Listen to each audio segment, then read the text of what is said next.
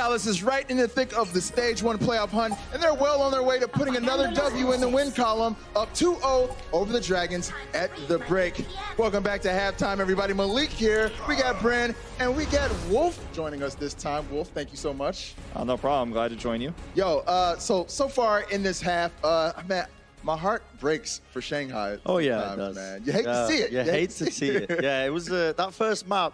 I mean, I've got some very unkind words I could say, I think, for both teams, but I'm not going to. I'm going to use the more diplomatic phrase, which is Clown Fiesta, I think. Clown Fiesta. Kind of appropriately describes what happened there. Well, let's take a quick look at some highlights from the Clown Fiesta, starting with Nepal.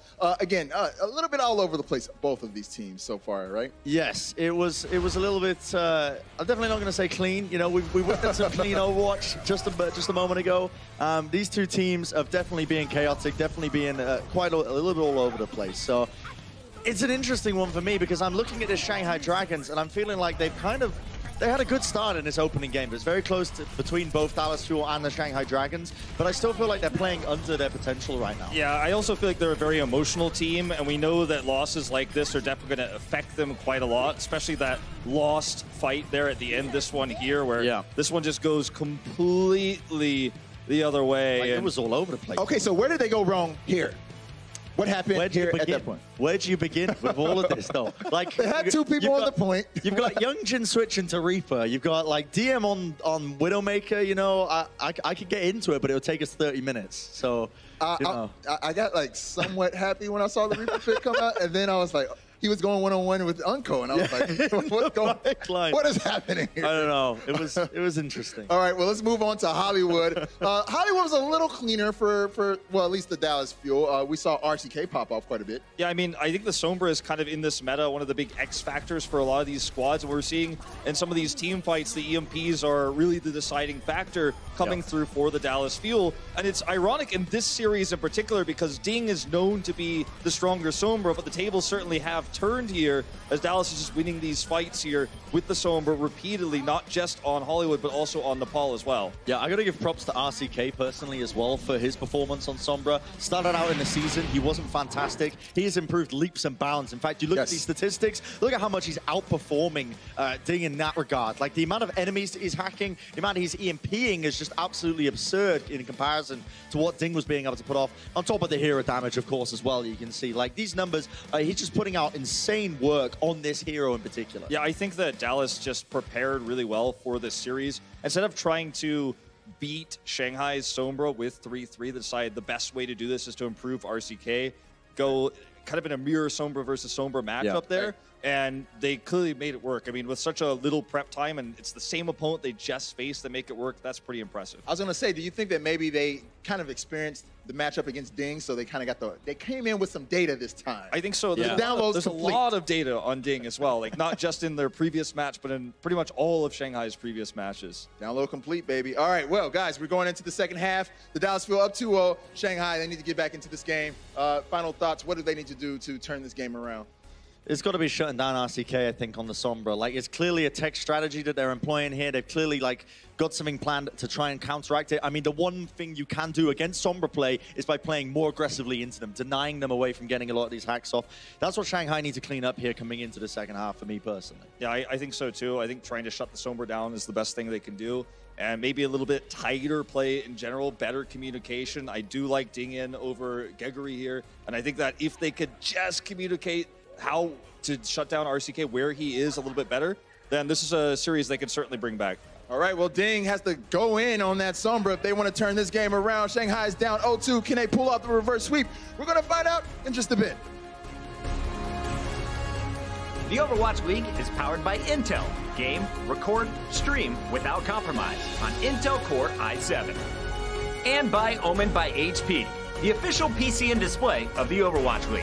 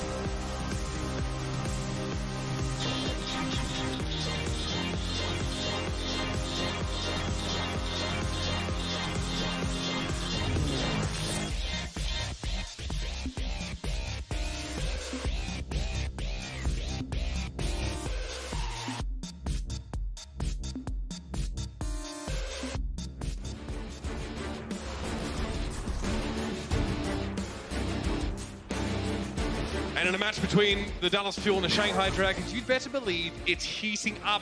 However, for the Dragons, they've seemed to go off the boil a little bit over those first two maps. The first map, Nepal, looked decent. We covered it over the halftime break. There was some opinions, there was some feelings expressed. Hollywood was definitely less of a close match. I saw after map 1, I checked Twitter on my phone, and like I saw Effect, like he tweeted something to like along the lines of like, "What is going on?" Yeah, he was. I mean, map 1 was just a circus. Watch it, go back. Well, not now, but after, go back and watch it. Let's have a look now at subs for this particular matchup here. And it will be... Oh, is that Guardian? Guardian coming in for so new, ain't even got the jersey yet. If I'm not mistaken, he was with Toronto Esports, which is not to be confused with the Toronto Defiant. So he subs in for Ding here. So a bit of a revolving door in terms of that flex, I guess, the flex player. You know, we've seen sort of Ding play a couple of different heroes, Sombra and D.Va included. So, I mean, interested to see what Guardian has to provide. Yeah, maybe we see them play Sombra again, but just connect with some more EMPs. So is that your wish list? Yeah. More EMPs? But expect him to probably play D.Va. Flex tank role, known for that. So we get into game. Do you see on the offense right now? He's hovering over the D.Va, but on offense, always the opportunity to switch it up anytime. Maybe they decide to... It'll be interesting, because you're seeing the Reinhardt here for the Dallas Fuel on defense. Usually you would say Winston on D, but if teams take point A here really quick, you still want the ult charge from point A for your Reinhardt. I mean, it's just as well that Ding's not playing, because he can play the Pharah into this, you know. That's something that is in his wheelhouse. And the Dragons, they just want to go Ryan on Ryan. So I think the Dallas Fuel are okay with this. Definitely seems to be where Gamsu is happiest. So they push through the choke. OG gets displaced, but not quite knocked off. Now, if OG were to fall off this ledge, it would be bad news. He tries to stay alive. He gets a repair pack, so he's able to return to the fray pretty much instantly now. This is like classic Unco, like a turret back here, There's less into those ticks as he gets those hits. Gamsu and Diem are down already, and now the rest of the Dragons are going to be run into the ground if they don't escape quickly. There are 3 players in that right-hand side room, and they're not going to get out with their lives. You know, it's always fun when you watch Unco play. Sensitivity is so high. Like, you see how fast his crosshair is going, like, all over the screen, and he's still able to keep it so steady and just land shots consistently. It's pretty crazy to watch. On previous teams, Unco was definitely considered by many, colloquially, of course, as like an extra DPS player. When he played with AKM on like very early French teams like Rogue, he would sit there with AKM's McCree and just sit in the back line. No one would ever touch them. This, though, looks a little bit messier. It's going to be a Transcendence here for the Shanghai Dragons, but Guardian's mech was eaten up by himself. Dragon on RCK. What a finish. OG manages to get an entire team set up. AKM in the corner. Good Graviton Surge. Got a lot of players inside of it. No follow-up, though, with the self-destruct, but, man, the shatter from OG at the end, massive. Let's watch this one. This is where OG's position is. He gets Gamsu out of the way, knows, you know, if Gamsu's not there to shield it, he's fine, and he gets everyone. That's the most satisfying thing when you're a Reinhardt and you land one of those, you see everybody on the ground, you just start walking forward, swinging. The rally comes in here for the Dragons. It's that classic Dragons running, but they catch RCK out. He's removed even just after he was desuited. So now the Fuel are down to 5. They do have a Transcendence here, but they'd much rather save it for VM's impending Graviton Surge. They may not have the liberty to do so, though. Gamsu is down. Dallas are doing a great job of disengaging and actually turning into, you know, a defensive structure, getting picks as they back away. Shadow, though. Yongjin was knocked down. OG gets a couple with that one. And now with Unco going for that Transcendence, it keeps the Fuel alive. And the Fuel are going to get at full strength here as RCK comes off the spawn, and I see everybody trying to run away for the Dragons. So, man, things have not looked good for the Dragons. The Fuel look very good on the back foot in some of these fights, but as they're sort of disengaging, they're still able to get killed. AKM is still very charged up late into the fight, so they just back up. They lost RCK, early in the fight, and they were still able to hold on. The Dragons do have one support ultimate that the Fuel just straight up do not have. The Transcendence is only going to be coming out in red this fight. This is a dangerous spot to go and push if you're the Dragons, because you think AKM has to grab a lot of, like, you can throw it on one of the walls here. There's a big Graviton Surge there. RCK with the bomb, it goes on through, gets nothing for it. The Dragons are going to use Transcendence as they did get OG there. The rally here for the Fuel will help a little bit. especially as this fight starts to come to a head. But they're missing OGE now. Dragons have to win this. DM's going to push forward. If they lose this fight, I'd be shocked. Unco very close to a Transcendence. He can actually get on the next couple of seconds and use it as a response to this Graviton surge. But DM just catches AKM out there on his own, and he's quickly removed. There was no chance for Unco to keep his team up with Transcendence, not with how they were split after that fight. So the Dragons spend a lot. They do get point A. And now they're going to try and snowball as quickly as they can, but no real big ult coming right up. It was a nice grab from DM, though. He sees both tanks up on the high ground, decides to not throw it towards the supports, pick them off. So you just saw the Transcendence come out from Unco. Unco uses the Transcendence now. Dallas wants to get a little bit aggressive here. The Dragons with a good disengage. You want to stop a potential snowball here from the Dragons. Reinhardt base 3-3 comps after getting point A. Are very scary in the moments immediately after that. Youngjin, does he get caught? Yes! Looks like line of sight was actually blocked. He couldn't get the Transcendency link because he was on the other side of that stack of bricks. So that's painful for the Dragons. They just didn't get the optimal setup. And suffice to say that snowball has been averted for now. So we'll see how Dallas decides to play this on D. Do they want to just keep pressing up, being the aggressive team? Because, you know, usually you like the aggression, but I think the Dragons have been really predictable with their offensive setups. Like, you know, if you be the reactionary team here in the Dallas Fuel, you can kind of, you know, guess what's coming at each moment. They've done a good job, at least this far. They were good at predicting and reading the Dragons. They were good at being reactive in their match against Seoul as well. Something I noticed from them. Just the use of closer. With speed boost to get them back out of trouble here. RCK's playing on the left-hand side. Now he's in the back line. Here's the Earth Shatter from OG. Already claimed by that one.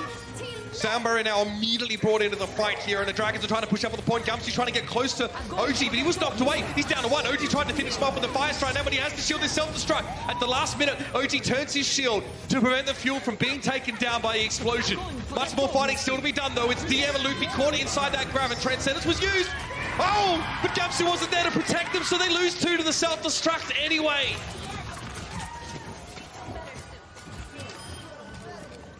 Really good ult management from the Dallas Fuel. And when I spoke with the Dallas Fuel, I went by their facility. It's beautiful. And I spoke with Arrow and Tasmo and Jane and the rest of the guys. And they were really high on Closer's ability to track ultimates. You know, they were telling like this story, like, you know, where they were trialing him out, like they were listening to the comms, and he was like 100% accurate all the time with percentages of who had what ultimate.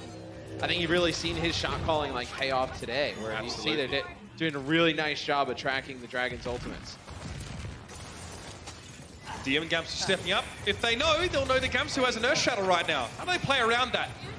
Gamsu's just stuffed back inside the catacombs there, and Guardian's caught on his own on that left side, desuited. That hurts. Ooh. AKM's grab will definitely find a home. Now you're stuck in a tough spot if you're the Dragons. Like, you want to push in, but you don't want to invest anything, and then Dallas knows you're not going to invest anything. So what do you do? Do you let him just build up towards another mech? I mean, I think the Dragons need to wait for that. They're not poking at all. A repair pack got used on Guardian. That's how much the Dragons care about. Oh, no! He was just about to get his mech back! That is like denies! That is actually a better stagger than we saw on Horizon earlier on. That is literally a stagger.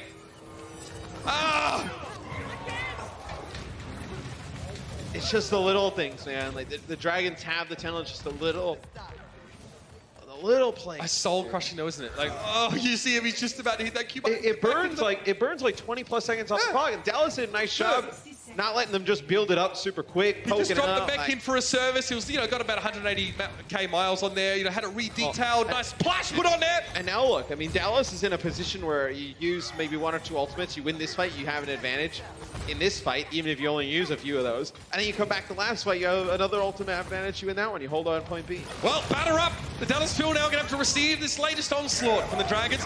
Earth Shatter comes in. Unco was one knocked down by that one. He doesn't have a chance to use Transcendence yet, but he doesn't really want to anyway. RCK's going to send that self-destruct into the backside. Everyone's being forced into that back room. I think it was an Earth Shatter from OG to try and set up the self-destruct kill, but it didn't really work. Youngjin was at the front of the pack. Gamsu waited for a bubble while he was in the right room to charge on out and get some damage done. AKM still very healthy on the point, but look at Dallas. They're so split now. They're trading 1 for 1, and RCK is trying to keep Gamsu honest, but he can't really do much to stop Reinhardt's damage from being forthcoming. OG cut down. DM's able to remove him, and he's very well charged up here. It's just Closer that could stall out at this point. That's about it, really. RCK was desuited, now to go back. And the Dragons finished the round after some very compromising circumstances put them in DEFCON 7 mode, it's safe to say. They were struggling to get things done now. With not much time, no time in the bank, now the Fuel's job is clear. First up, they're going to finish the map. We'll see you when Fuel come and attack.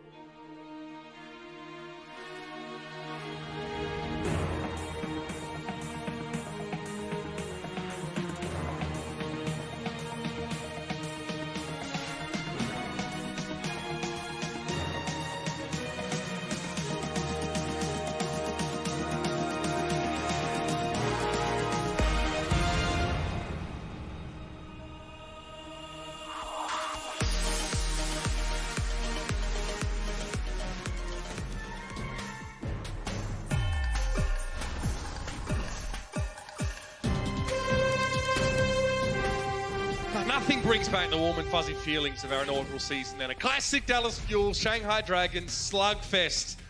The Dragons have no time bank remaining after finishing the map, which means all Dallas need to do is finish the map with some time left themselves, and then they'll just have to capture 1/3 of point A. We'll keep you abreast of that as we progress, but that is the crux of it. The Dragons will run Winston here on defense. Dallas, they stay on this Reinhardt. If they take point A pretty quick, you're going to have Gamsu switch over to that Reinhardt for point B, reset his ultimate. You could see like a real snowball chance here for the Dallas Fuel. Gamsu trying to get in the cookie jar there. 50%, by the way, charge on this Primal Rage. That's a lot for the first couple moments of this. I mean, Winston's gun does like a lot of cleave damage, right? So with everybody so grouped up, just being that little area, you're in range of it, you'll be hit by it. Yes. RCK just trying to rattle the cage of the Dragons on that high ground a little bit on that D.Va. And he dropped down to the point, and he can come back and tickle that one. The Fuel are trying to out-rotate the Dragons here and pick off the players that were left behind on that platform, but they were able to get out of trouble. The Dragons are a very mobile composition, with the exception of probably DM and Yongjin here. So the Dallas Fuel decide they want to go up to the high ground. The Dragons rotate out. What you could see here is Dallas like try and have one player go to the low ground, and then you're maybe trying to split some players off here. So just get a good idea of where the Dragons players are going to position themselves. Find one player alone that you feel like you can take advantage of and isolate. See him sitting up the back. Zachary's like, Unko, my son, everything the light touches is our lands. Stay up here.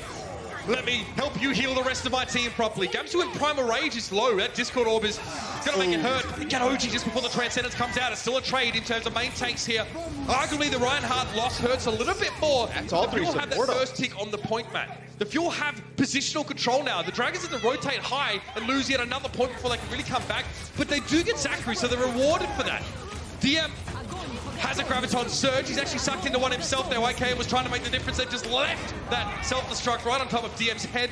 It's not really enough here from the Fuel to secure the point. OG comes back while most of his teammates are already gone. They get 2 ticks, but that's all they'll have. And, towards the end on the defensive side for the Dallas Fuel, they ended up using some of their support ultimates at the same time. So you usually like to see them spaced out and not overlap them. And that time you saw them use 2 support ults at the same time. On the defensive side, it was a Rally and Sound Barrier used at the same exact time. I believe it's the same 2 that were used here at the same exact time. I think they were trying to save OG in this scenario, though, down on the low ground, as Zachary may not have been able to make it. But just something to watch out for. You can't keep layering those support ultimates on top of each other. You got to, you chain one into another into the next. Only use as required. Gamsu put that bubble down. Oh, that's a shatter and a half! Guardian and Gamsu both not down. Guardian's in deep trouble. That's definitely a deep mech. Going to be a self-destruct and an attempted remake. But Unko took down the pilot D.Va after Guardian left his mech. Means he can't get back in. Gamsu doing a good job of zoning Unko away from his team, preventing that Transcendence healing from being there, but he eventually sips through the gaps. Now a Transcendence from the Shanghai Dragons and Luffy. It needs to be very good here. Luffy pops out of it, and Unko playing super aggressively in the front line, essentially, to try and chunk down the enemies in Yada, but RCK gets the final blow. Gamsu being down now, and Yongjin won't make it back to the point. Now for the Fuel, it's simple. Capture point B. But when you see Unko in that position, there's nobody really putting pressure on him or getting in his face. And when you give a player like Unko, such a talented flex support, you can put down tons of damage, that much space. It's a huge opportunity. A lot of players stuck in the grab. RCK with the bomb. Oh! That looked like it could have been a lot worse. OG's charge was a little bit early to try and set up the shield block to make sure that Gamsu forced his team to eat that self-destruct. Still, it's starting to go on here, and it's forced the Salmon out for the Shanghai Dragons. They are losing players very quickly. One tick now for the Dallas Fuel. On this point, we're still 4 minutes and 20 seconds on the clock. You know what that means? They got a lot of time left. DM goes down. Attempted May here for Luffy as he moves on to the point, but he's used the ice block already. In mid-air, Gamsu was booted back. He can't really get the setup he was looking for, and Luffy is taken down by that Earth Shatter. 2 ticks now for the Dallas Fuel, still with 4 minutes left. Guardian steps up to the plate here. Yongjin not too far behind, but Guardian has a Discord orb, and it's a Graviton Surge, another one, on towards Yongjin in the corner. AKM gets 2 Gravitons in the space of 1 fire, and the Fuel are well on track to take this map away, Matt. Very strong attack there for the Dallas Fuel. So I know Unko doing a fantastic job on the Zenyatta. AKM with those 2 grabs there towards the end. Give the Dallas Fuel a chance to take the series right after the break.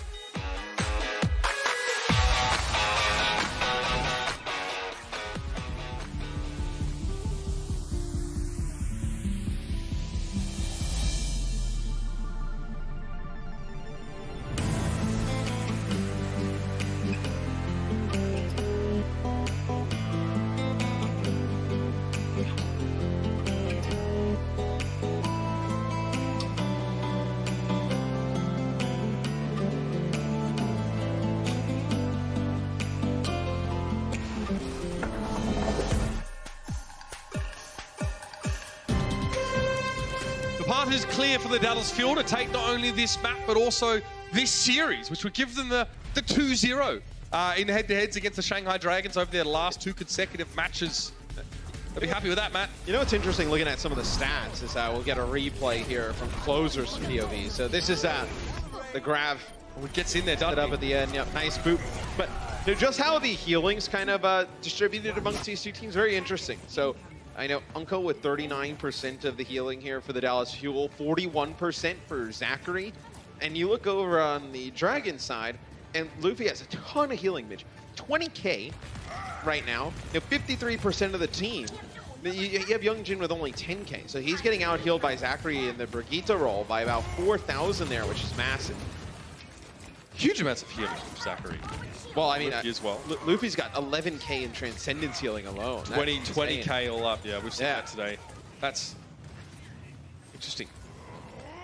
Gamsu discorded, doesn't really seem to mind too much. And the Fuel take this high ground again. I mean, this is the same way they took it last time. Jump onto the point, try and bait some players down, right? Nice job from RCK there. He actually keeps Unko pretty safe on the high ground. And the more pressure that the Dragons have to put on the point, the more free reign Unko's going to have on the high ground and just start laying down some discords and some shots. No one's pressuring him down right now. Unko actually chooses to drop. Perhaps he was trying to evade Gamsu, assuming Gamsu would go straight to the high ground.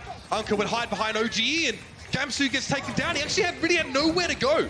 In a pitched battle, head-to-head, Winston struggles against Reinhardt, shielding the rest of his team. Gamsu didn't have a back way in or a way to get anything done. Dallas Fuel go 3-0 in this series, and that means that they have already won it. There's one more map to play, which is very crucial, considering how both of these teams are on the cusp of win or out in terms of the playoffs. We're back with our last map in just a few moments. The Overwatch League is brought to you by Toyota, official North American partner of the Overwatch League. Toyota, let's go places.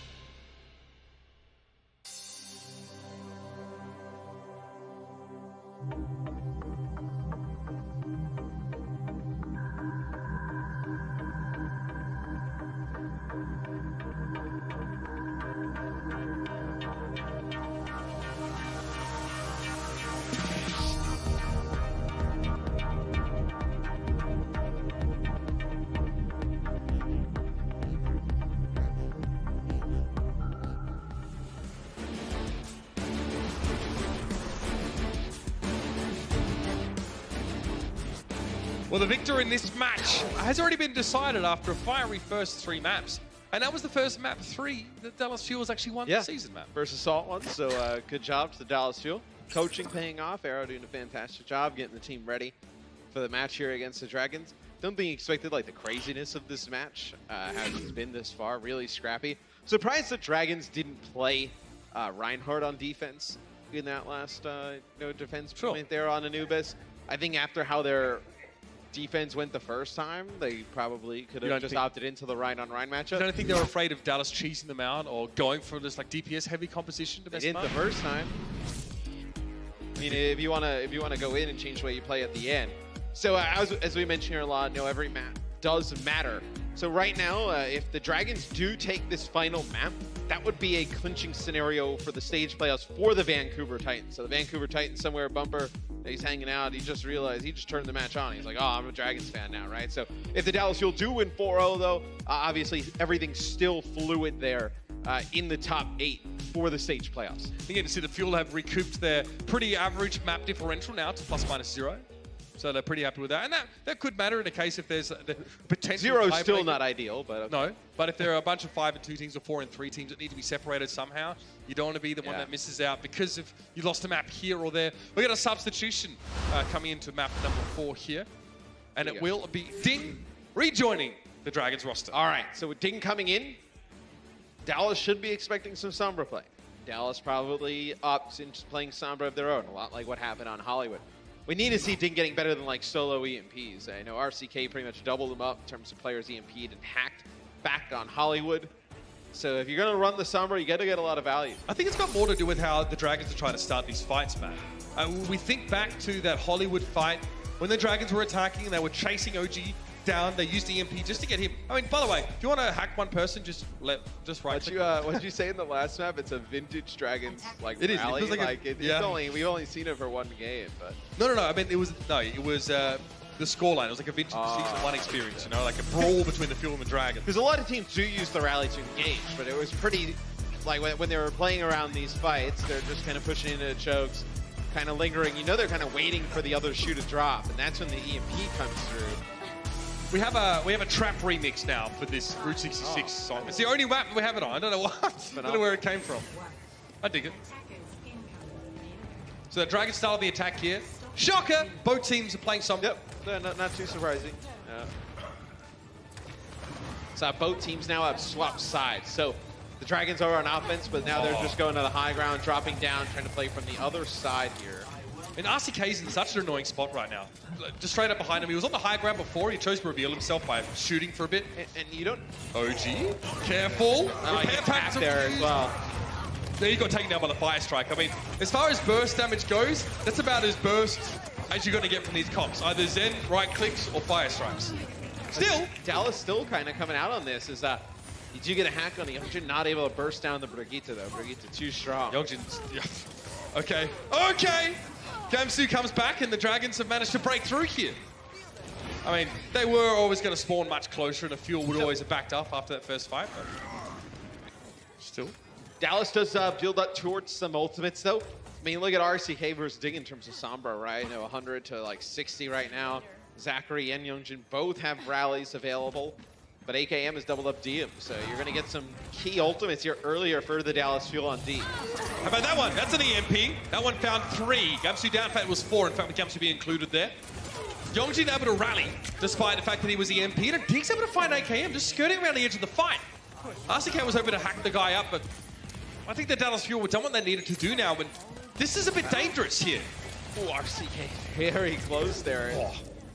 Okay. Oh, I'm surprised he even takes those battles. But you can't burst him down. Now, like, Shield Bash only does 5 damage, not 50. It's so Brig scary. I mean, all he needs is any type of damage coming from another source. Closer had to go back, but he goes back for a good reason. Speed boost AKM back. So AKM back in the fight. Gets hacked right away. Is Unco, the Transcendence is there just half a second late. Wow. OG suffering a bit of rigor mortis there. Gamsu was hacked early in that fight, by the way, by RCK. He made sure he got him as he dropped down from behind, but didn't really stop him from walking up and swinging his hammer, which was all the Dragons were trying to do there. AKM never got a chance to leverage his ult lead on DM either.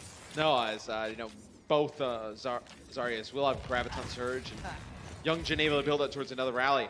Saw Unko's face on stage, actually. Just really frustrated after that because he knows he was in the right position with the Transcendence, used it as fast as possible, but the burst damage just comes in OG so fast that there's no way for him to get down. I don't know. Have you seen what Unko's face expression normally is?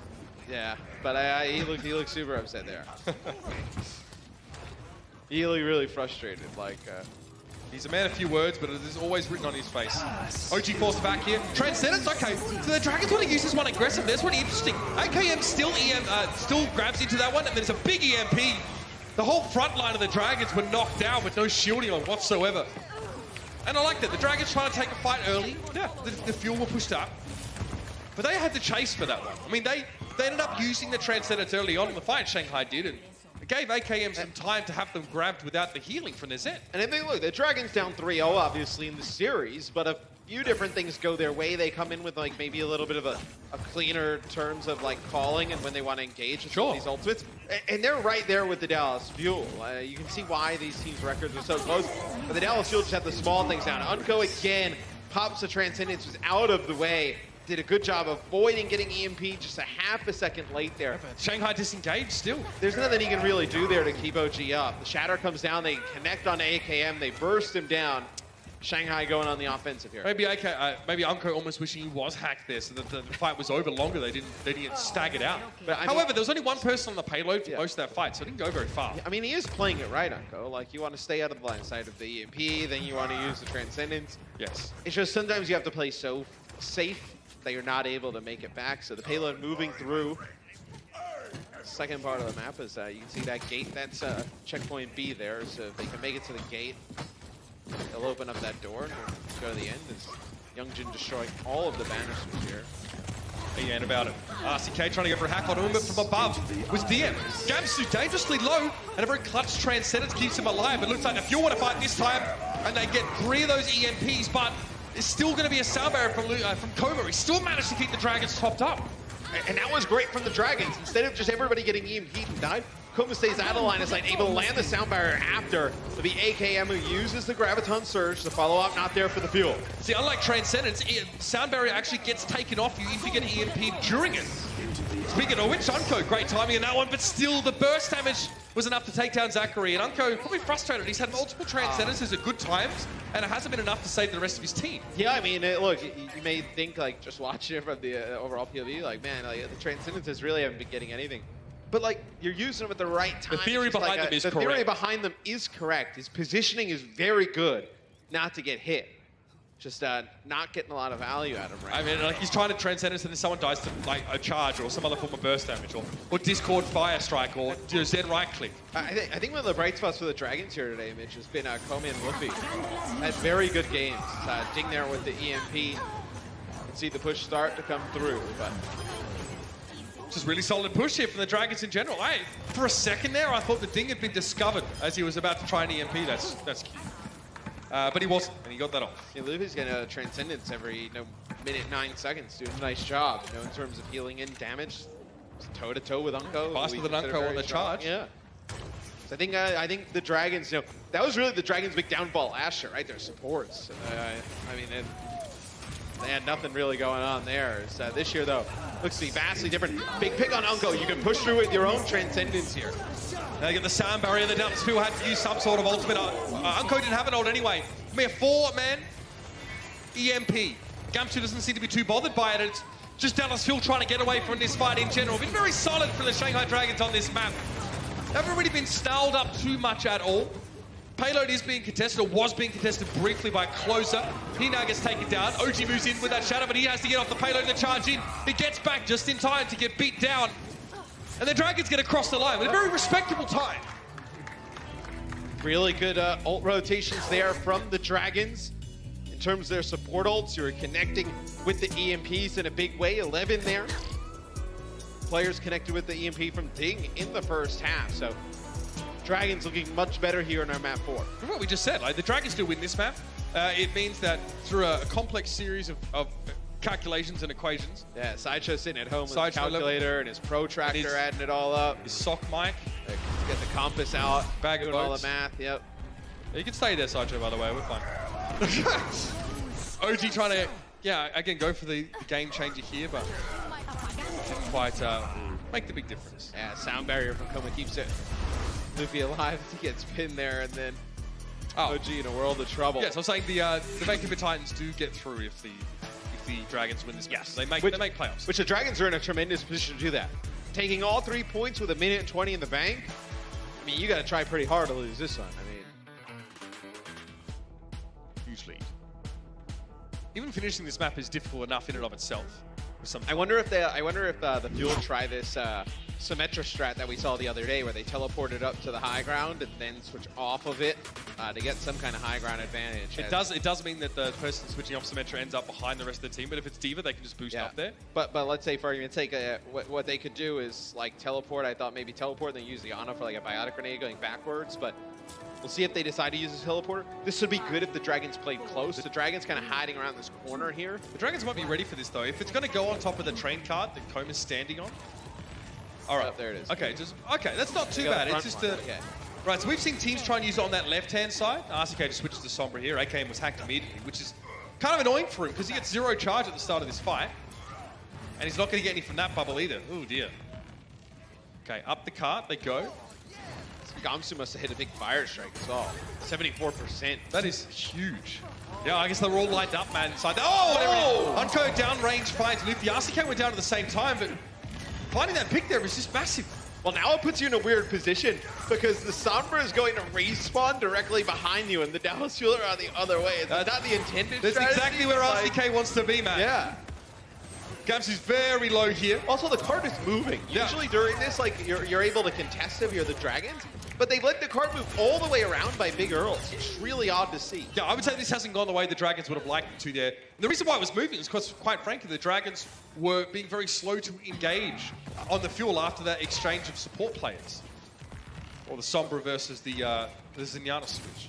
Yeah, and OG makes up all of that, and they said Gamsu is way ahead. He was like 74 to like 20. And OG makes it all up in that fight. They are very close to that first checkpoint now. 4 meters away. Earth Shadow. Oh! It does catch OG. It looks like the RSK was able to get out of there with the translocator. But OG, that kill was definitely confirmed. And again, Ding bullying Unco. Yeah, that's where the Dragons need to focus their attention. Oh, well, they needed to focus their attention to the cart, though, Mitch. That was cheeky. As that was so cheeky. Behind enemy lines, so... Well, you know... Even when things are going right, they're not going right. Not the first time it happened today. We always earlier. No. But still, it's tough for the Dragons. You put together a good fight. The back half there, it's like... it rains of pores, right? As Lucio players, huh? God. All right, the EMP was 3 players, but not Unco. The Dragons now, they're in deep trouble. They still managed to get their own Transcendence also. So both teams, Zenyatta's able to avoid getting EMP'd respectively. Now that Transcendence has timed down, with that Graviton Surge, this might start to snowball a little bit out of control. Bear in mind, the Dragons already finished this map, so if they could stop Dallas from doing that, and they have at least half of the map left to do so, there is still hope. And it's a great opportunity for RCK to counter EMP. When they use the EMP, most likely, I mean, you wouldn't use it and not engage. It would just be kind of, actually super pointless. So the Dragons, you know they're going to come in once the EMP goes off. That this will be a grab use by DM. They catch OG. OG is trying to go for like some flank shatter, some kind of bumper move there. He gets caught out in the middle of nowhere. So on the bright side, he didn't use shatter. No, and I mean you did end up having them use grab to kill one player, but it does buy them some time and it allows them to stabilize, which it seemed like things were getting out of control. Bear in mind, RCK is sat on the payload. He can actually push the payload. Why not again? RCK's just moving that payload along this whole time. He's very close. Okay, he's been spotted now. I would hope. Just translocate out. Looks like the Fuel might use this as an opportunity to try and wrap around, rotate and engage here. Okay. Closer on the high ground. Again, if you can boot Gamsu off the high ground or someone off there and sort of deny that advantage from them. EMP, it's 6 people. RCK gets 2 kills very quickly on the follow-up. And, well, I'll be honest with you, the Dragons got completely bamboozled there. There's nothing they can do. From RCK, drawing them back to the payload. When you have that many players getting hit by an EMP, there's really such a, like, no chance of winning that. You can see what Closer was trying to do on top of that main building as well. Make sure that he could boot members of the Dragons into that EMP, get them off the high ground, make sure they were all playing together around the payload to get max bang for buck. And it's kind of the same thing as Hollywood, Mitch. You know, Ding right now with 13 enemies EMP to RCK's 25. Enemies hacked. You know, you're going to see Ding jump up to 31 there. 36 still in the lead for RCK. Another Transcendence, though, that Unco is able to get off despite there being an EMP, and then he gets DM for good measure. They're going to run Gamsu down pretty quickly. He does get a part and get to Fire Strike. Singes Zachary's visage, sends him back to spawn. But this is going to be another watch here for the Dallas Fuel, and they have 3.5 minutes on the clock still. And with how difficult it is for the supports to play around these EMPs, I think the supports for both teams have actually done a really nice job with it. I know Koma and Luffy for the Dragons, and then Unco and Closer for the Fuel. And even sometimes when they play it the right way and they play the percentages game, it still doesn't work out. As the Fuel now have taken the high ground here, as the Dragons rally, so you'll be able to just wait this out if you're Dallas. You know you have an advantage in terms of time. Not everyone on the Dragons even benefited from that. You notice there was not a lot of armor for Koma. He wasn't Seemed a little rushed. Rally. Yeah. I mean, they were split. You want a rally when you're all together. That's literally what the ability says. Okay, here it is. Graviton Surge on the high ground. Immediately Sound Barrier, and there's really no one there to follow up on the damage. All the Dragons were playing on the low ground, too far away. EMP. The final they were looking for, Gamsu, DM, Yongshino were all stunned up by a huge shatter from OG, and still the Sound Barrier gives the Dragons the ability to push forward and fight. Closer.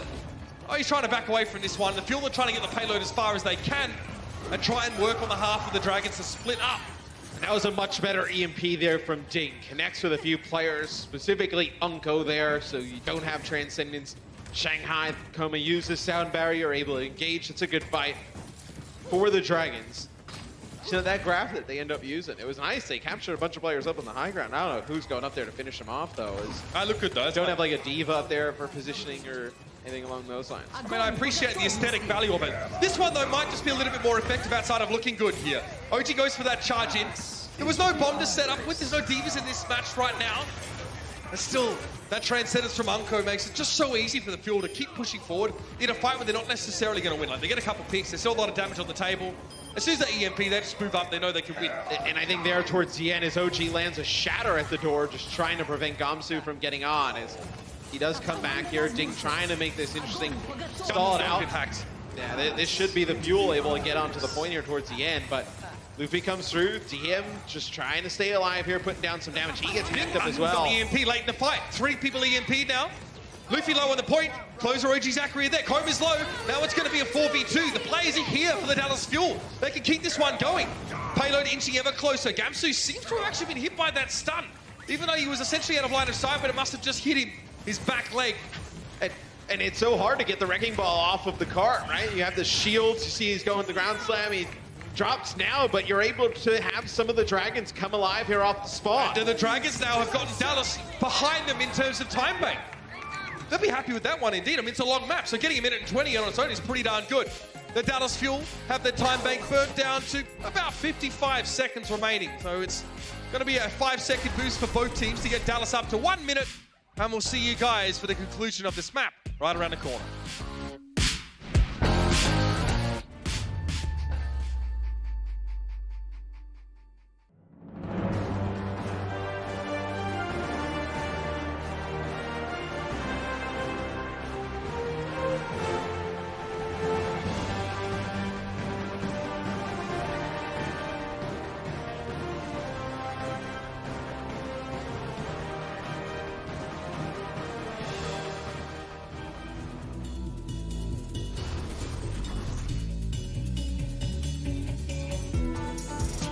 Righto, here we are back on Route 66. Dallas have a minute left. We're all high. Shanghai, a minute 27. Here's what happened in the final moments here. I believe this was OG's shatter. Watch Gamsu try and roll. Oh no, okay, that was not able to get to the car. And Yonji might have liked to shield bash, but you'll notice he was hacked in that final moment, so that wasn't going to be happening.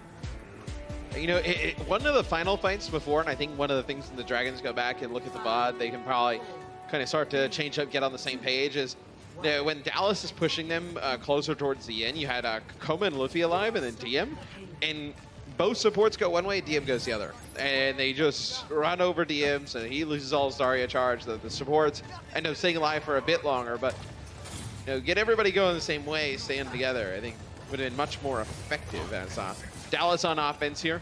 See if they can do. Limited time, only a minute to push this card as far as possible. Yeah, it looks like this is just how their playbook has it, Matt. They circle around the Dragons, who are defending, and put the Dragons in a spot where they can't really take cover. They have to come and contest the payload, and very one-sided affair this time around. So Ding has to back up. So, you start to get desperate in some of these scenarios when the OT time starts dwindling down and the music starts playing. We'll see, the Dragons, they have to just stay composed, put together a few good fights here. So Ding's going to try and go around. He caught Unko the last time sitting up on this ledge. See if he can catch him off guard again. Ding very far away from an EMP. RCK is right on the cusp of it. Oh, big pick. Gets Unko across the map. Long range work, and a third of that healing core is now missing. Here's an EMP, though, catching on a 4 from the Shanghai Dragon. Jongjin, he's looking rough in the backside. This Closer was chasing for that one. If OG didn't get it, he would have. Koma and Luffy playing close together, and Diem is able to protect them with his body, but Luffy eventually gets knocked clean out. Now RCK looking for whatever he can hack, and it'll be the health pack first. The Dallas Fuel want to try and set up as much of a long run as they can. And, mate, you'd expect the Dragons to try and fight Dallas close here, just outside of this first checkpoint. They should be able to. EMP, Shatter, and Transcendence. Most likely you'll get your own Graviton Surge and Rally.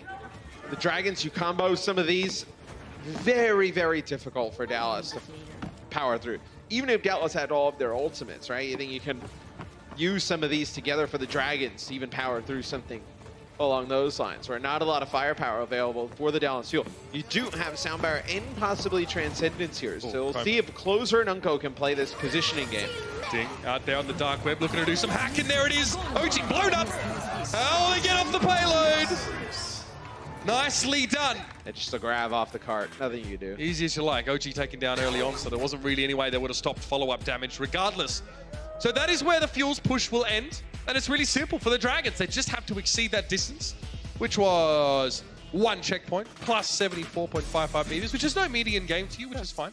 You guys use feet or something. The Dragons, the Dragons get point A, get a little bit further, and the Vancouver Titans make the same playoffs. They were already hiding from a potential EMP, and the grab just sealed their fate. Brings everybody in for a group hug. Just a real lovely moment there. A lot of affection. There's probably no love lost between these two teams.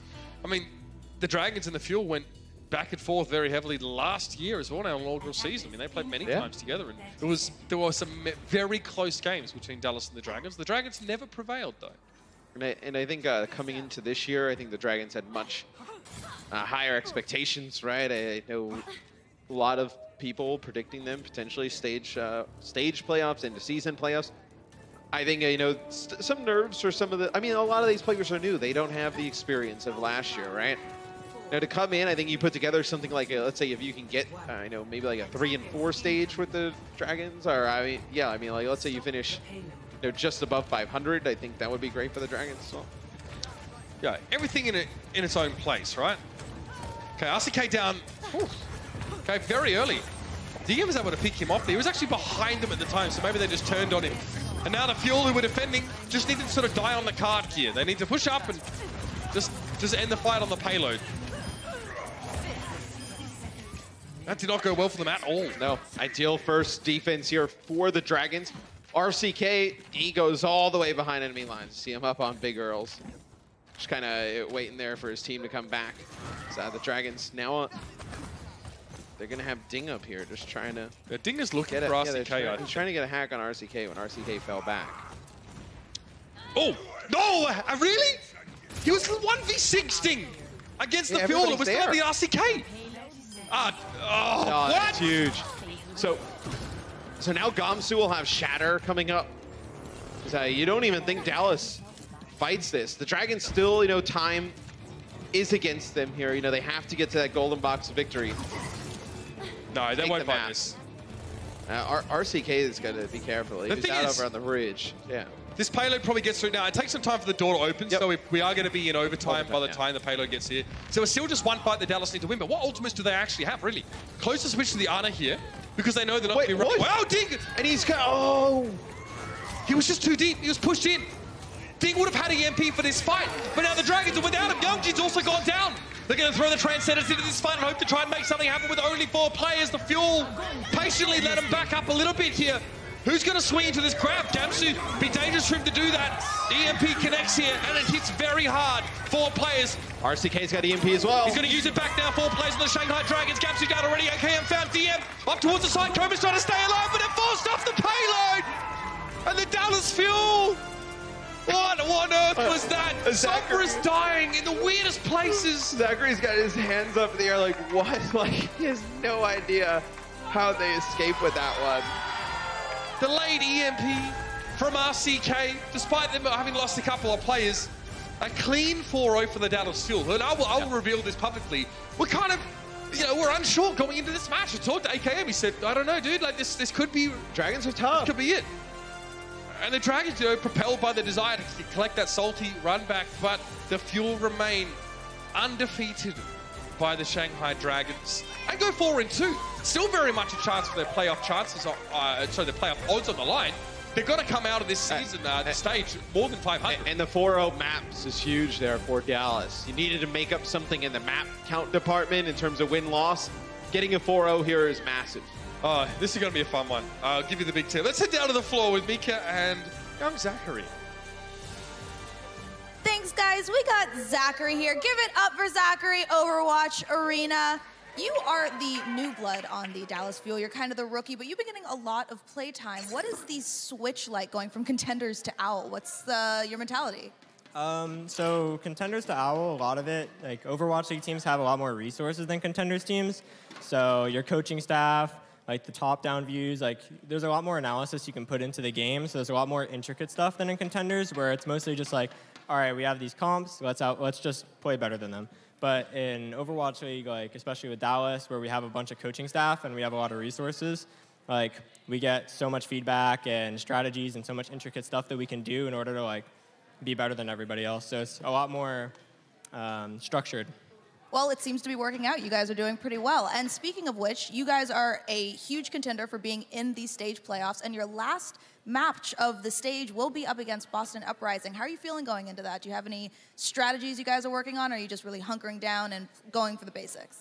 I think we're really confident moving forward. Like this match against Shanghai was really important to us because now we have the big green 1, so we're positive in map score for once. So it was very good to give us a chance, and the teams that we need to be like losing, so we have a really good chance. We're losing this week.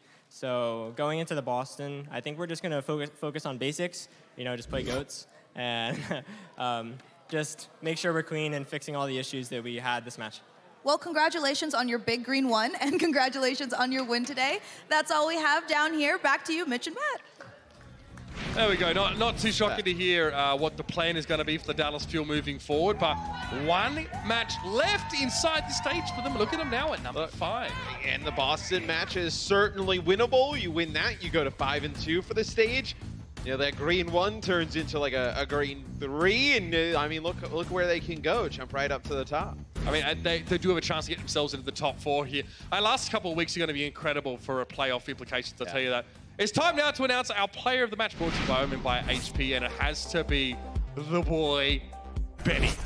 Unko comes out with the honors today. Yeah, I think he's just a tremendous flex support. In a league where we have so many flex supports, I think Unko kind of goes underappreciated at times.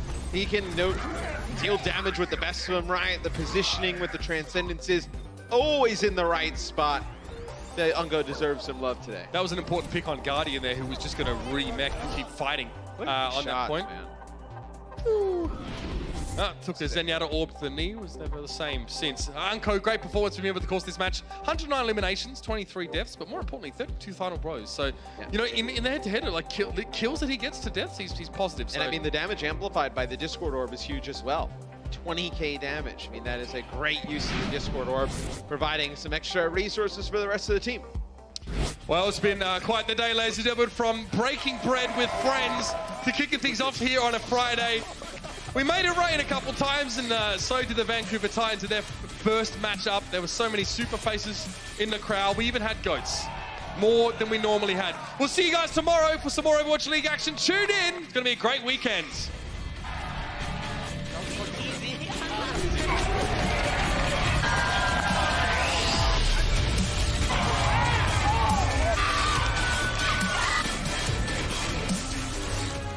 The Overwatch League is brought to you by T-Mobile. High ground or low ground, T-Mobile has you covered.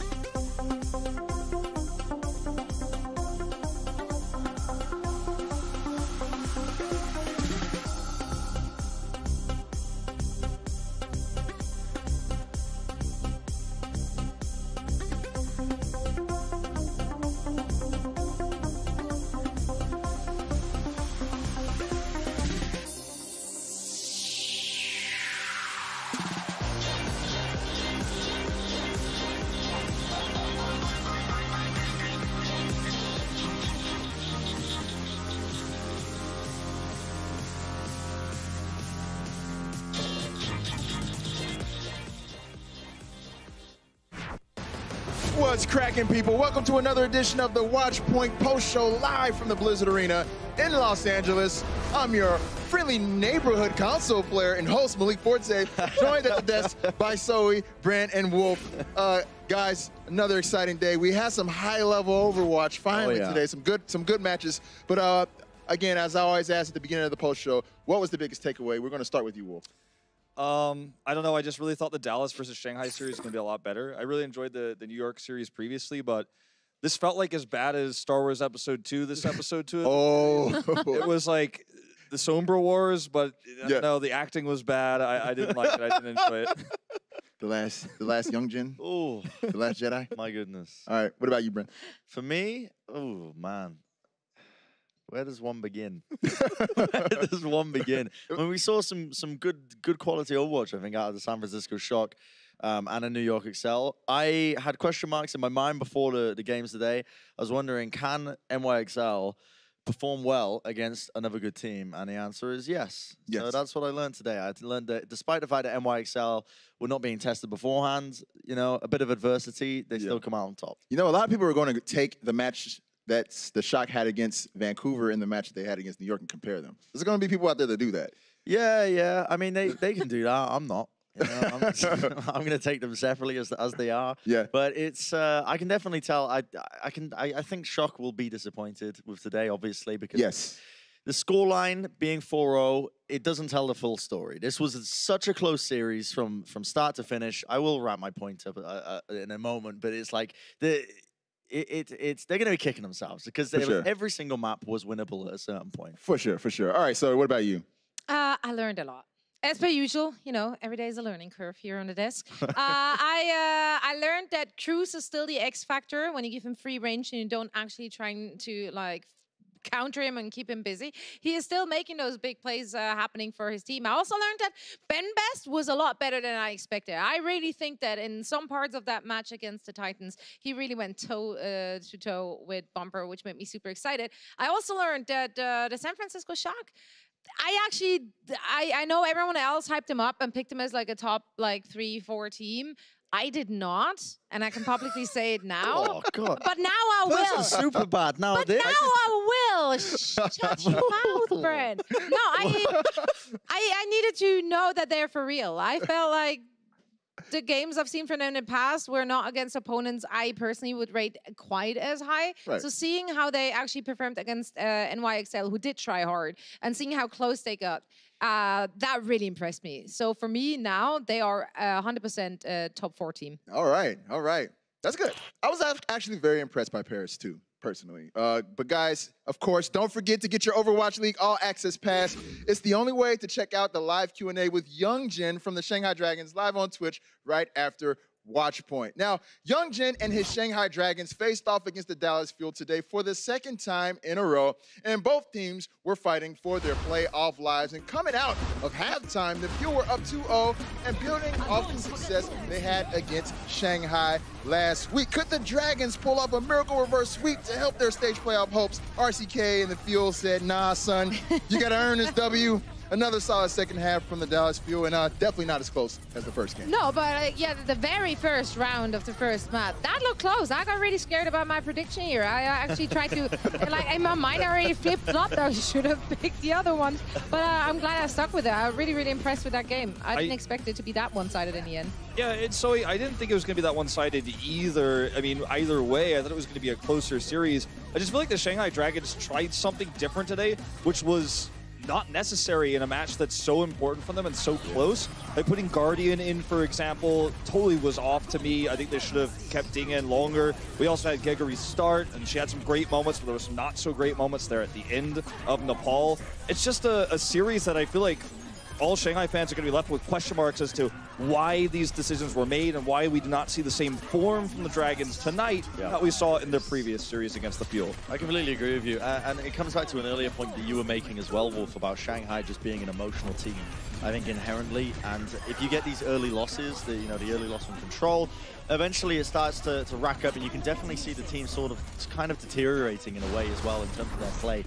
I think they played under potential. I don't think they played up to what they could from what we saw in their previous match against the Dallas Fuel. Dallas came in, no credit to them as well, came in with you know, a lot of prep. You know, they came into it with the understanding that they were going to play Ding Sombra. They counteracted it. You know, RCK in particular really impressed me as well, actually, with his Sombra play.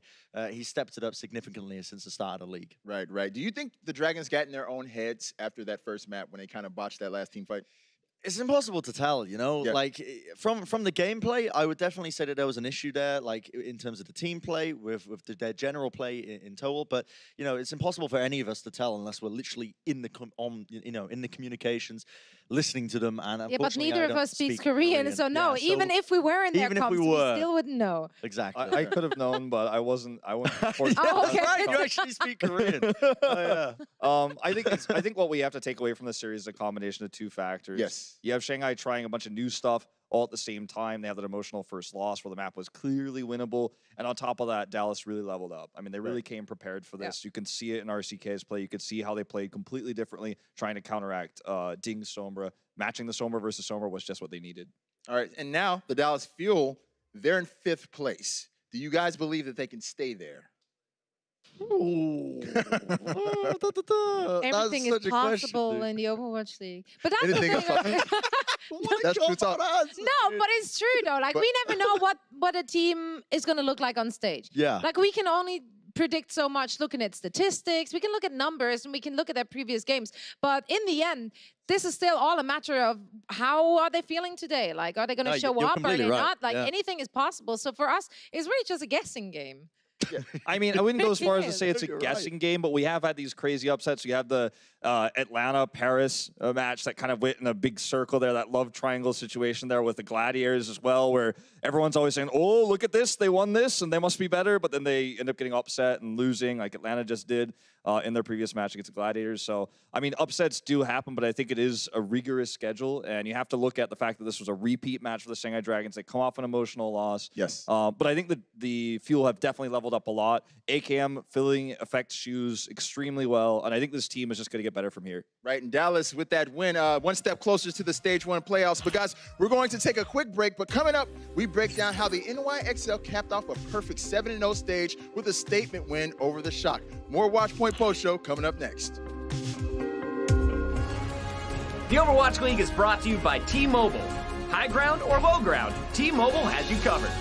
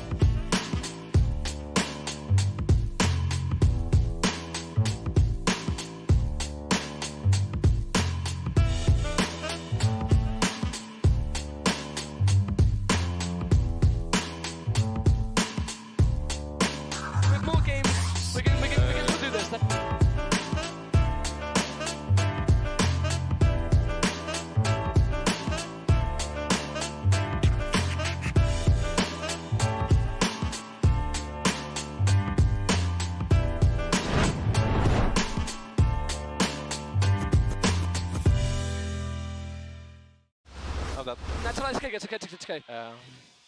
Boys, honestly, we played well. Yeah. They were the hardest team we were meant to play against. We have more games. We can still do this. Like, honestly, like, they're the hardest team to play against. We should be proud about this performance. Look at Cruz. Despite the results, the Paris Eternal were still able to keep a positive attitude following their match today against the Vancouver Titans. And let me tell you, the battle of the goat herds, the kings of the 3-3. This was a match that was tightly contested from start to finish, but a good one. A lot of this game was both of the squads basically punching each other until someone made a punishable mistake. It was so good, you could hear Bryn squill, enjoy every team fight. Yeah. So one thing I actually am curious about, Wolf, because you've particularly been on like the train of like, let's not overhype Paris as a team when it comes to triple tank, triple support. What did you think personally then of this performance? In this particular map, I was a little bit surprised that Vancouver Titans used Summon Su on McCree, and I was wondering, you know, because if you're going to do that, normally you have Stitch in, right? I was just wondering what their confidence level was against Paris on 3-3. They gave them a lot more respect than I thought they would, and I think it came back to bite them when they were running that McCree. When you look at this map, I mean, this is when things started to really turn towards the Titans. We saw Janu with that incredible push-off self-destruct play. I think the wind was out of the Eternal sails after this map.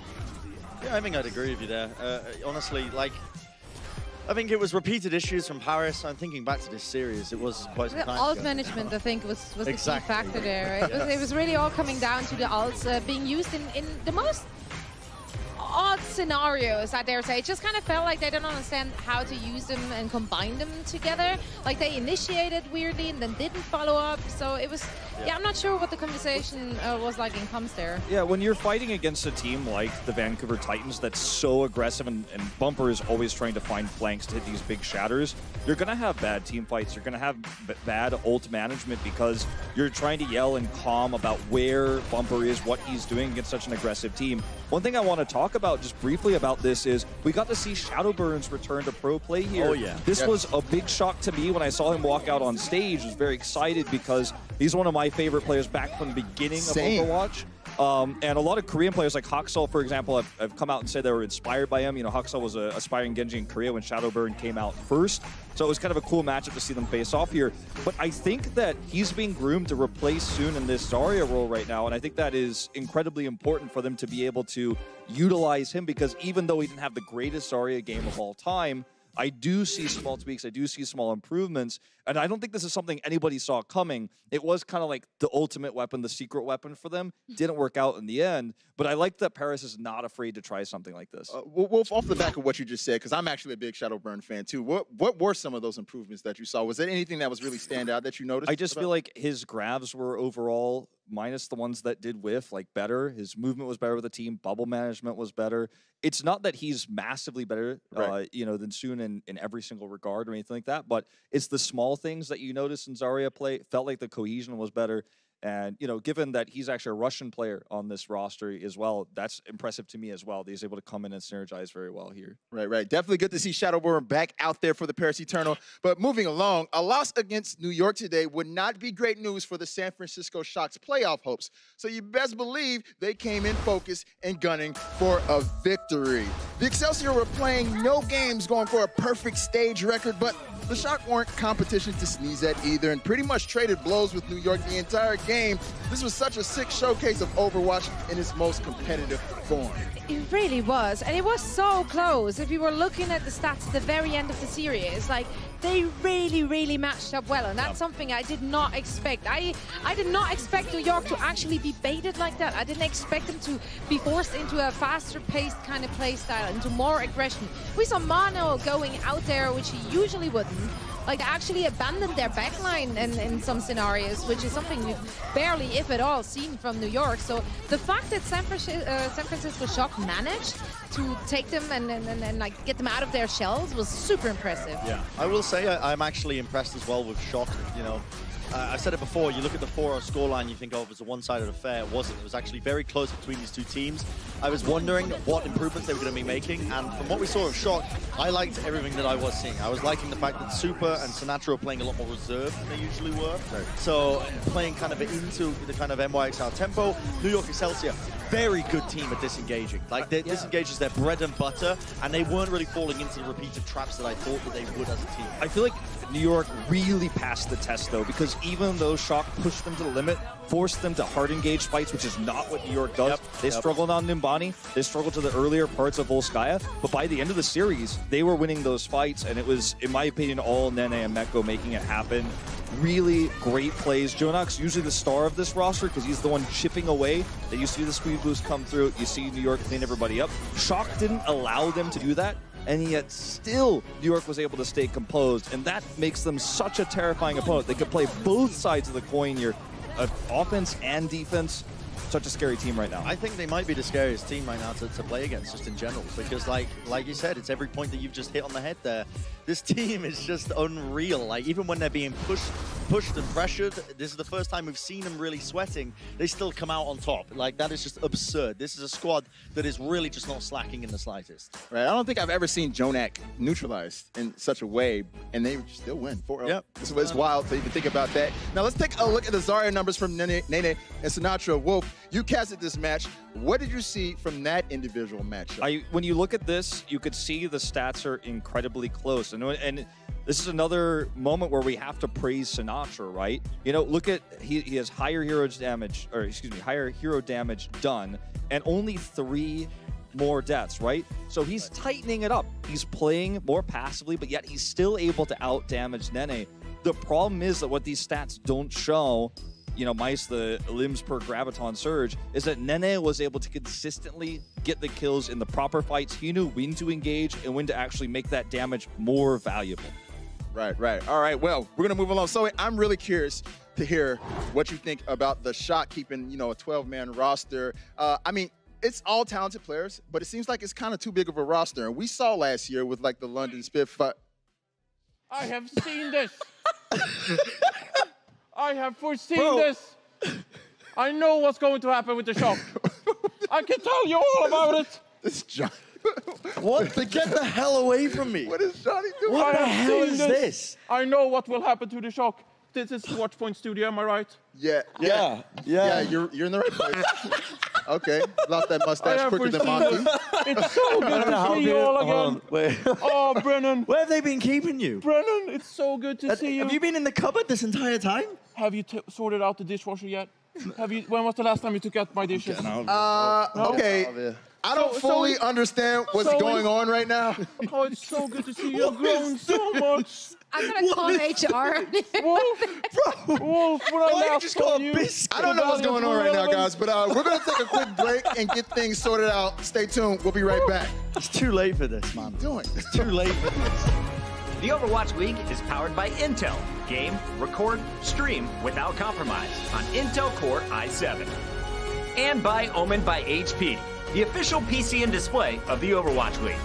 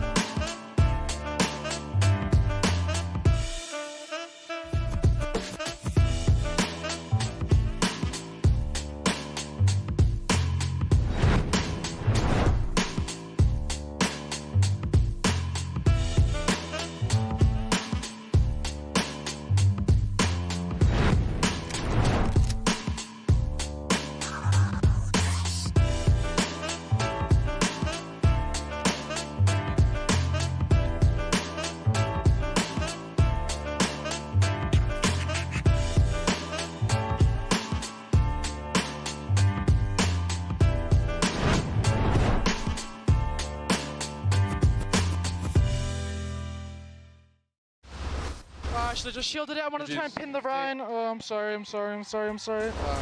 Oh my goodness, man. Super took that loss pretty difficult, pretty hard. All right, so I said we'd have this whole thing sorted here, but honestly, I don't know what's going on right now. I really don't, but I do know that we're being joined by former main tank for Rogue and Team Sweden, Reinforce. It's so good to be back. So nice to be here. It's been a while since we've had you at the desk, man. I brought you a gift. I brought you a gift. Have they played any Reapers since I left? Yeah, there was some Reaper. It was been bad. Did you win? No. Yeah, so I figured. It's been terrible. I have seen the future. I knew it would fail, so I brought you a gift, Malik. Okay. I brought this cookie to you. Okay.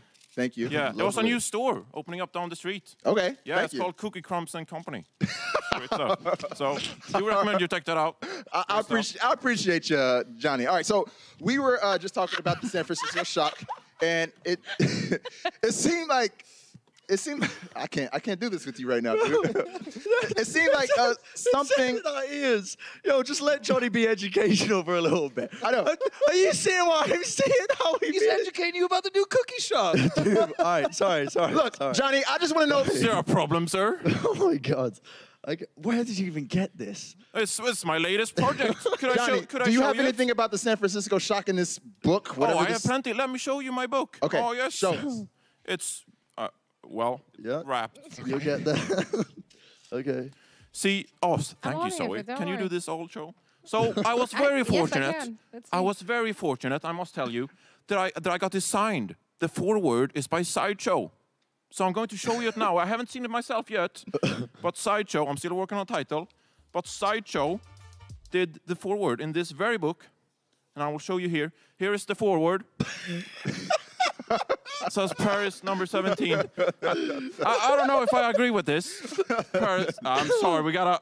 Bren, could you do the new forward? Does not work. Yeah, 17. Paris are way too good for 17. I do not agree with that. Okay.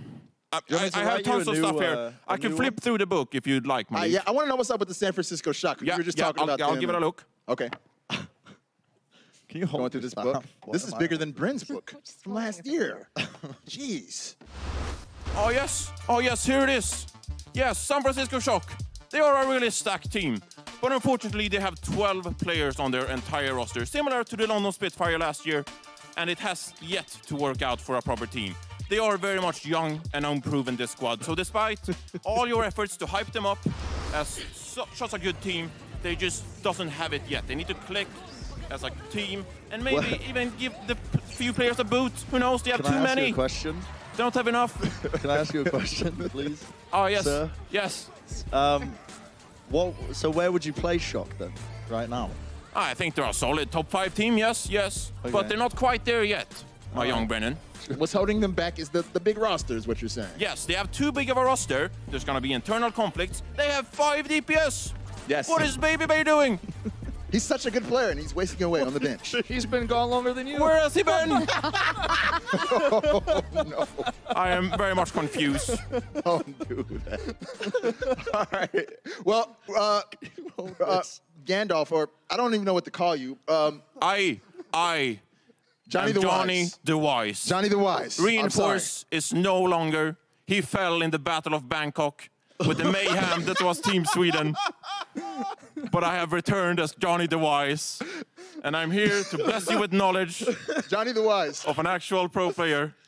What else do you have in that book that you can show us? Show us more predictions. Plenty. Okay, give us something. Oh my goodness. I like that Brent turned into an umbrella stand for Why am I holding this? You're his caddy now. Get used to it. Gesture! What an amazing Winston player he is, but he is not the best main tank in the league. I told this before the season started. I told you at the Overwatch League that Gesture is not the best main tank in the league. But alas, Monte Cristo, he praised him. He thought highly of him. But I tell you, no, he is not the best main tank in the league. He has a great Winston, and he has a good Orisa. But he's not a good Reinhardt. Bless his heart, he just doesn't know how to play the hero. He feeds. It's unacceptable, I must say, and I hope you all feel blessed by this knowledge and stop praising his Reinhardt skills. He's gone better. He's definitely gone better, Johnny. Better isn't good. All he does is hold shield and jump back. They I'll put give him some Profit on the credit for that. Zarya. Yeah, I'll give They him have some guard credit. on the Brigade. Of course, he looks better. He has a better team behind him. Have you seen his shatters? His Fire Strike kills are ranked 18th. Now he has the 3rd fewest deaths in the league, but that's just because he just goes backwards. He doesn't actually go forward. Yes. When I rate Reinhardt players, I look at Fire Strike kills. That's a metric. Yes. Fewest deaths, Johnny. I know it's not what you're about. Back in my day. The ranking Reinhardt. I know it's not what you're about. Johnny the Wise, I Back got in one more my for day. you. There's one thing I know you've been up to. You release power rankings every week. Oh, that is And true, yes. The Yes. Overwatch community, a few of them had a bone to pick with you about your power rankings. So Oh, yes, that is we true. want to take a look at that. That is true. You've got Dallas at number 6, the Dallas Field number 6. Explain yourself to the people who were not too happy with that. Malik, wasn't I handsome then? Look at that. You Look were. at You were a that handsome phenomenal lad, picture. bro. Wasn't I handsome? Oh, yes. Anyway, to the power rankings, of course. Dallas Fuel ranked 6th. And what did the fans say? They doubted me. They said I was wrong, alas. They sweep the Shanghai Dragons today with a 4-0. Do they not deserve to be number 6, Wolf? I mean, I'm kind of leaning towards number 6-ish, yeah. Yeah. It So looks here much we are. better today. I ain't And fighting I you. have seen the future once again. Oh, man. Johnny the Wise, you I love it, man. I love it. Yo, it's been great to have you at the desk with us, Johnny the Wise. Will you stick around? We're getting ready to do some over-the-top moments of the day. Will you? No, I don't have time for this. I must go and coach my brethren, Wizard Young, and tell him how to actually coach a team. Farewell. Okay. All right. Just throw shade at Washington. He's dipped, man. And he's out of here. All right. Well, the rest of us will be back with our over-the-top moments of the day after this.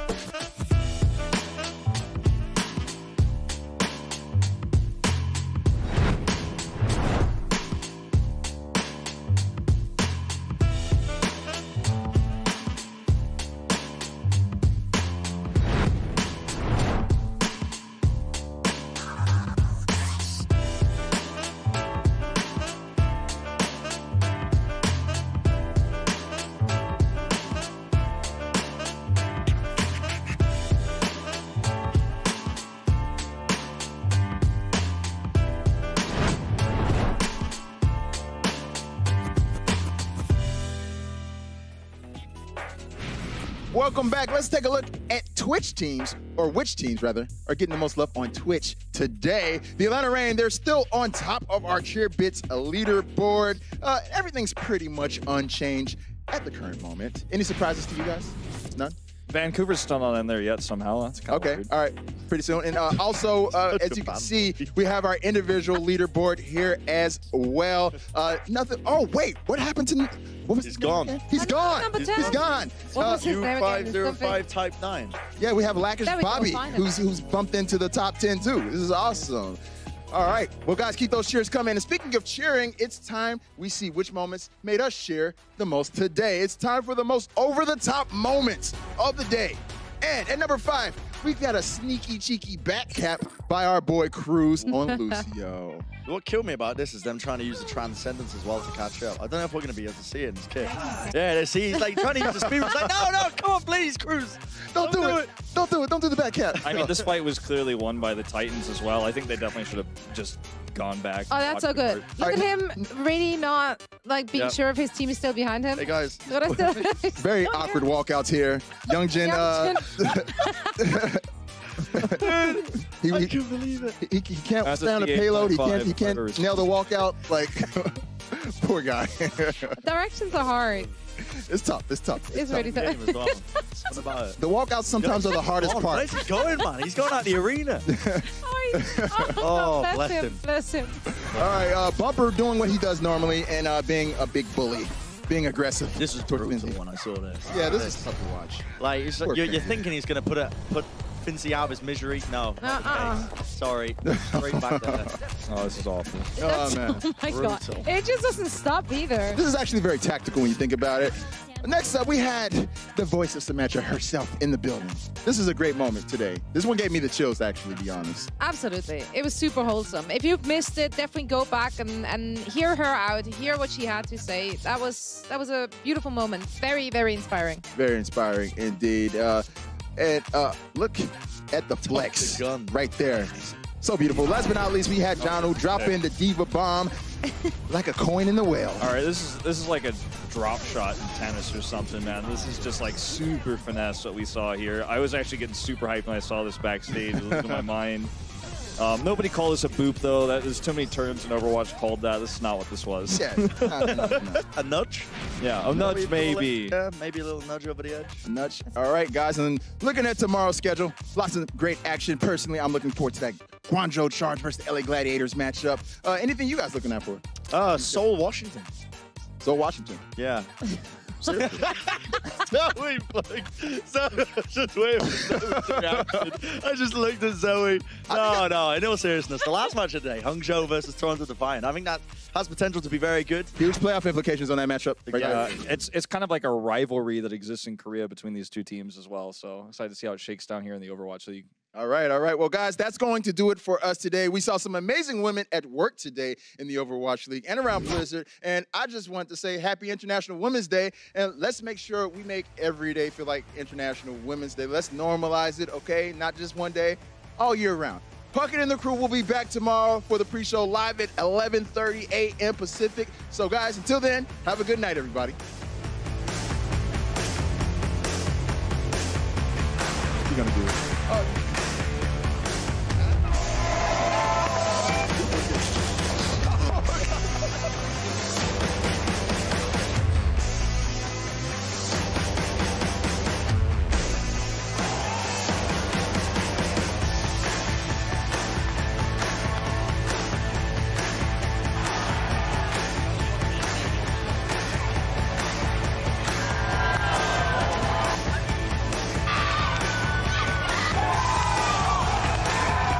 Yeah, you're okay.